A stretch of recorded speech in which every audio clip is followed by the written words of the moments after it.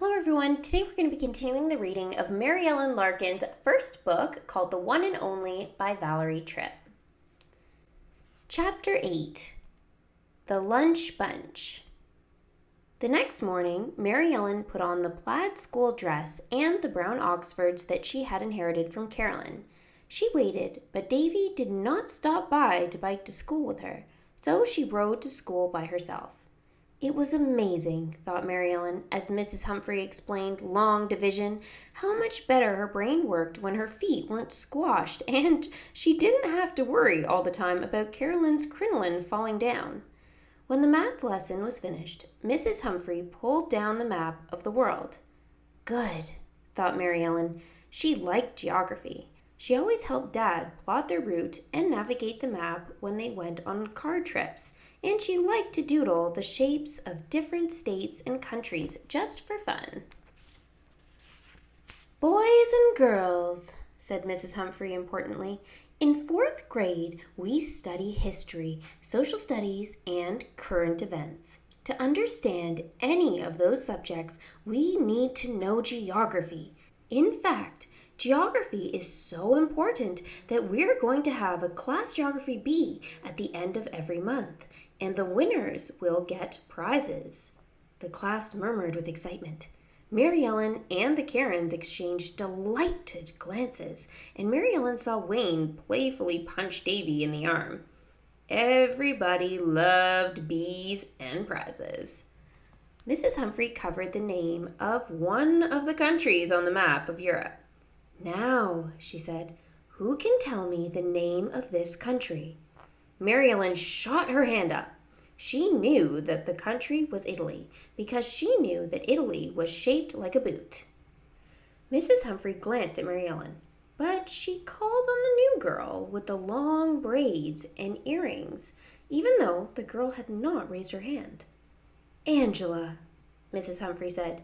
The new girl smiled, and her whole face lit up as if the sun was shining on it.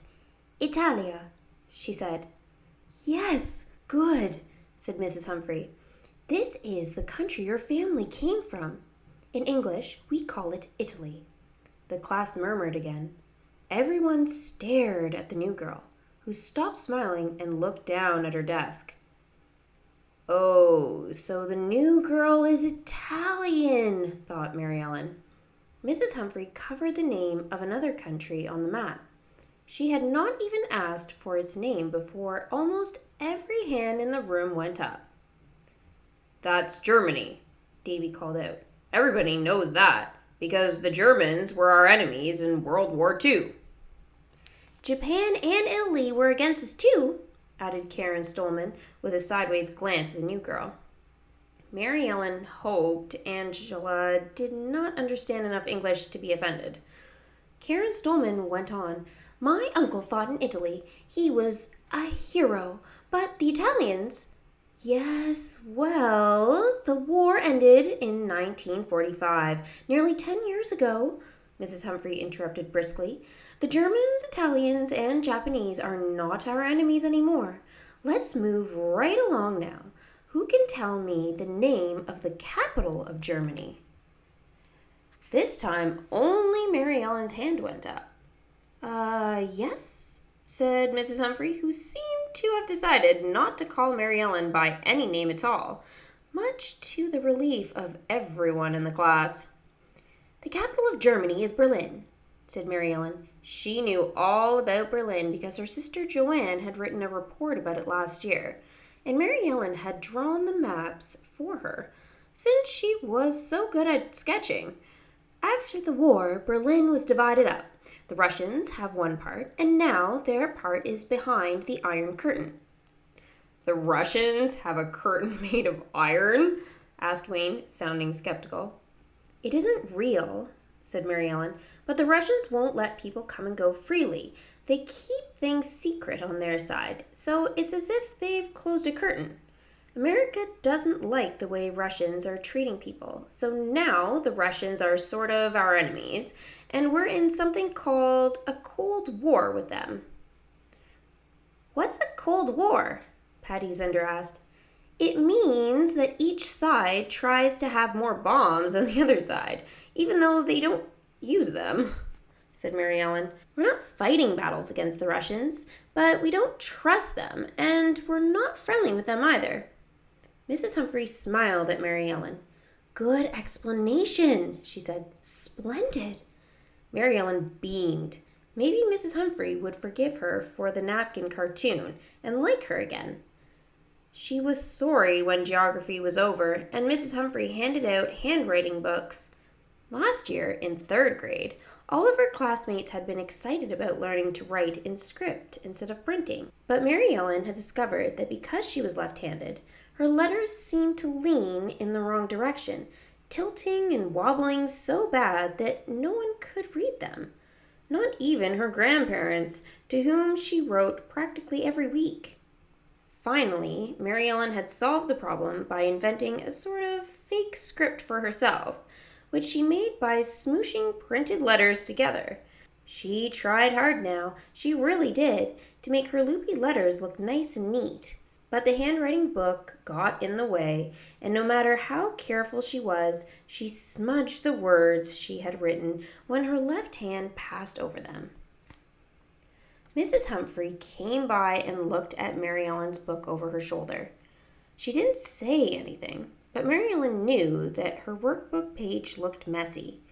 When it was time to line up for lunch, Mrs. Humphrey announced, "Boys and girls, I sometimes invite students to join what I call my lunch bunch and meet me here in the classroom after lunch instead of going out for recess. Today, I'm inviting Angela, Davy, and, Mrs. Humphrey paused to be sure she got the name right, then said, Maryellen, to join me." Karen King rolled her eyes at Maryellen. Mrs. Humphrey had made her announcement in a cheery tone of voice, as if joining the lunch bunch was a privilege, but everyone knew perfectly well that it wasn't. "It isn't as much of a bunch, anyway," Karen Stolman said while the girls ate their sandwich in the cafeteria. "It's just you, the new Italian girl who doesn't speak any English, and Davy, who needs help with multiplication." "Gosh, Ellie," said Karen King, "do you think Mrs. Humphrey is punishing you because of that cartoon?" "No," sighed Maryellen. "I think I'm in the lunch bunch because Mrs. Humphrey doesn't like my script handwriting." Maryellen's lunch bunch hunch turned out to be right. When she went back to the classroom, Davy didn't even look up from his math book. Mrs. Humphrey said, "Now, Maryellen, let's talk about your handwriting. I see that you're not really writing in cursive. You're just running your printed letters together. Is that what your teacher showed you how to do in 3rd grade?" "No," admitted Maryellen. "I kind of invented my handwriting all by myself." "I see," said Mrs. Humphrey. "Well, you are in the 4th grade now, and I think that your script should look like everyone else's. With practice, I am sure that your script can look like those beautiful letters on the place cards there, above the blackboard. Will you try?" "Yes," promised Maryellen earnestly. "Good," said Mrs. Humphrey. "I've thought of a way that you can practice your handwriting and help Angela learn English at the same time." Mrs. Humphrey handed Maryellen a composition book. "Now, we both know that you are quite good at simple line drawings, like cartoons, don't we?" said Mrs. Humphrey. Maryellen looked up sharply. Was Mrs. Humphrey still mad about the napkin cartoon? But Mrs. Humphrey had a twinkle in her eye. "So, I was thinking that you could draw the objects and write their names in English for Angela. Use your best handwriting, because you will be making a dictation for Angela. You can begin with objects in the classroom." "Yes, ma'am," said Maryellen, feeling hopeful that she was forgiven. Mrs. Humphrey's plan sounded sort of fun, well, except for the handwriting part. For the rest of the week, the lunch bunch met every day after lunch in the classroom. Davy did not speak to Maryellen, and she did not speak to him. It made her sad because by now she had fully admitted to herself that Davy was right. She had gotten herself into trouble by drawing the cartoon. She also admitted to herself that she had gotten mad at Davy because she resented how he seemed to prefer being with Wayne. But even when he wasn't working on his multiplication tables with Mrs. Humphrey, Davy ignored her. It was fun to work with Angela, though. The two girls went around the classroom and Angela would point to an object, such as a window. Window, Maryellen would say in English. Window, Angela would repeat. Then Maryellen would sketch the window in the composition book and label it in painstaking cursive, and Angela would read the name aloud. Pretty soon, Angela began to teach Maryellen the names of the objects in Italian. Maryellen loved the Italian words because they sounded so pretty, and they were fun to pronounce because they were tickly and delicious in her mouth. Window was finestra, desk was banco, and book was libro. She felt almost as if she were singing when she pronounced the Italian words that Angela taught her. Mrs. Humphrey let Maryellen and Angela pull down the maps, and they taught each other other names of the 7 continents, which were easy, and then the names of the big countries like India and China, and then the names of the tricky little countries that made up Europe. Maryellen could never stump Angela at any of the European countries, even when she just sketched their outlines in the composition book. Angela could name them quick as a wink in both English and Italian. When the girls ran out of objects in the classroom to name, Maryellen drew a person waving and saying hi. Then she waved to Angela and said, "Hi." "Hi," repeated Angela. "In Italian, ciao." "Ciao?" repeated Maryellen. "Thanks." "In Italian, grazie," said Angela. She pointed to herself and then to Maryellen and said, "In Italian, amici. In English, I think, friends?" "Oh, yes," said Maryellen. "Absolutely friends." "Good," said Angela, smiling her sunshiny smile. After that, Maryellen taught Angela how to count to 100 in English, and Angela taught her how to count to 100 in Italian. It was all unexpectedly fun. The only slightly worrisome thing was that her handwriting was not really improving. Angela never complained, but Maryellen could see that Angela had a hard time reading her cursive unless she went back to her old looped and linked style.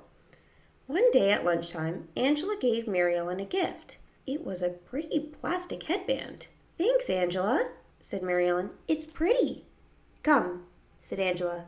She led Maryellen to the mirror by the classroom sink and showed her how to use the headband to push her bangs back from her forehead and sort of hide them under the headband. "Oh," said Maryellen, delighted.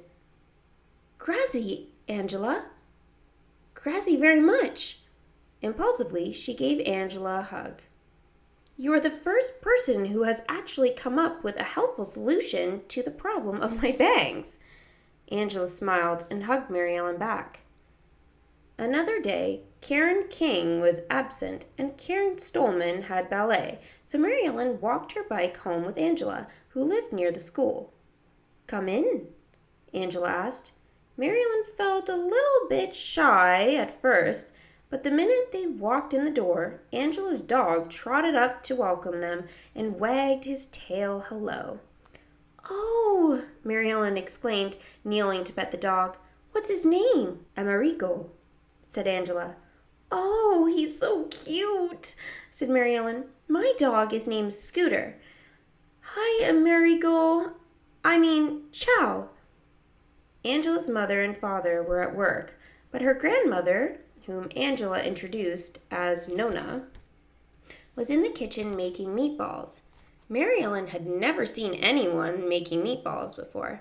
At her house, spaghetti and meatballs came straight out of the Chef Boy RD can. After the girls washed their hands, Nona let them make meatballs too.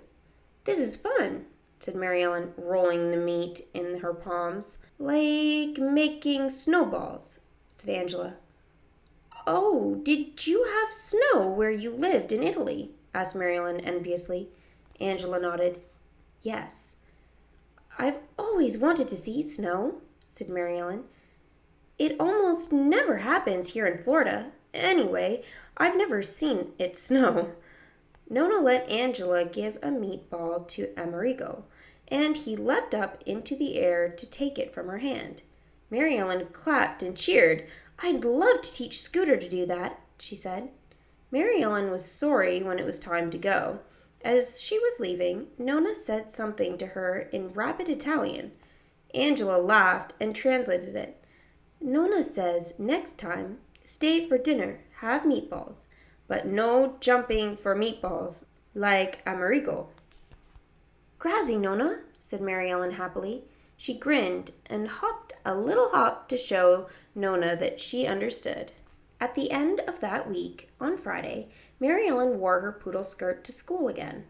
Her bangs weren't bothering her anymore, thanks to the headband from Angela, and she did love the skirt, even if she was not the one and only girl who had one. Later that day, as she and the Karens were leaving school to walk home, Karen Stolman said, "Next time you're going to wear your poodle skirt, call me first, and I'll wear mine too, so we can be twins." Maryellen winced an invisible wince, but she said, "We can call Patty too, and be the McDougal sisters on the playground again." "Except you're never on the playground anymore," said Karen King. "Not after lunch, anyway. How long are you going to be in that lunch bunch? All year?" "I don't know," said Maryellen. "I don't mind it, really. It's sort of fun. Like today, Angela pointed to my skirt and taught me to say Barboncino Francesi, which means French poodle in Italian. Don't you love that? Angela loves dogs. She has one, not a poodle, but a spaniel named Amerigo, and he's adorable. Angela says—" "Wait," Karen Stolman interrupted sharply. "You've met Angela's dog?" "Yes," said Maryellen, "when I went to her house." "You went to Angela's house?" asked Karen King. "Yes," said Maryellen, "but what I'm trying to say is that Angela told me that in Italian, dogs go arf, arf instead of woof, woof, like they do in English. Isn't that funny?" "Angela this and Angela that," said Karen Stolman. Her voice sounded a little brittle. "You've met her dog, and you've been to her house. You're getting awfully chummy with her." "She's nice," said Maryellen. "You'd like her, too, if you got to know her." The two Karens exchanged a look. "I don't think so," said Karen King. "What do you mean?" asked Maryellen. "She's so different," said Karen Stolman. "She has those long braids and pierced ears. She stands out like a sore thumb." "I think the way she's different makes her interesting," said Maryellen. "And what's wrong with standing out anyway?" "Well," said Karen King, as if she were stating the obvious, "no one wants to stand out for a weird reason." "Right," said Karen Stolman. "I mean, do you like standing out and being different because of your polio?" Maryellen was speechless. It had never occurred to her before that her friends thought her polio made her weird. When she recovered from her shock and hurt, she said curtly, "I did want to stand out by being the only girl who had a poodle skirt, but you copied me." Now Karen Stolman was surprised. "I thought you would like it if we matched," she exclaimed. "I didn't realize you were so set on being different and interesting. No wonder you like Angela so much. She's different, all right. For Pete's sake, she's Italian." "What's wrong with that?" asked Maryellen. "So what?" "So, Italy was friends with Germany and Japan during the war," said Karen King. "The Italians were our enemies." "But that was nearly 10 years ago," said Maryellen. Remember how Mrs. Humphrey said that we're not enemies anymore? And anyway, Angela is just Angela. She's not responsible for Italy during the war. She wasn't even born yet." "Fine," said Karen Stolman with a shrug. "Go ahead and be disloyal if that's what you want to do." "Disloyal?" said Maryellen. "Yes," said Karen Stolman tartly. "You seem to have forgotten, Ellie, but Italians killed my uncle during the war. I could never be friends with an Italian." "But," Maryellen sputtered. Karen Stolman talked over her. "And I could never be friends with anyone who was friends with an Italian." "Me neither," said Karen King. Maryellen felt as if she had been walloped in the stomach. Her two best friends, the only friend she had left now without Davy, seemed to be saying that they would not be friends with her anymore if she was friends with Angela. For a moment she felt flummoxed, unsure what to do. Then an unexpected feeling surprised her, a spurt of red-hot anger. How dare they tell me how to act? "Well," Maryellen said quietly, "I can't be friends with anyone who couldn't be friends with someone who was friends with an Italian." "Then I guess that means we can't be friends anymore," squeaked Karen Stolman. "Yeah, I guess it does," said Maryellen. "Come on, Karen," said Karen Stolman. "Let's go." Maryellen watched the two Karens walk away. She felt very lonely standing there on the sidewalk all by herself. Then Karen Stolman turned around and called, "And I don't have any Italian barboncino Frenchy on my skirt. I have a regular American French poodle." The two Karens ran away, so Maryellen wasn't sure whether Karen Stolman heard her shout, "You wouldn't have any poodle at all if you weren't a copycat."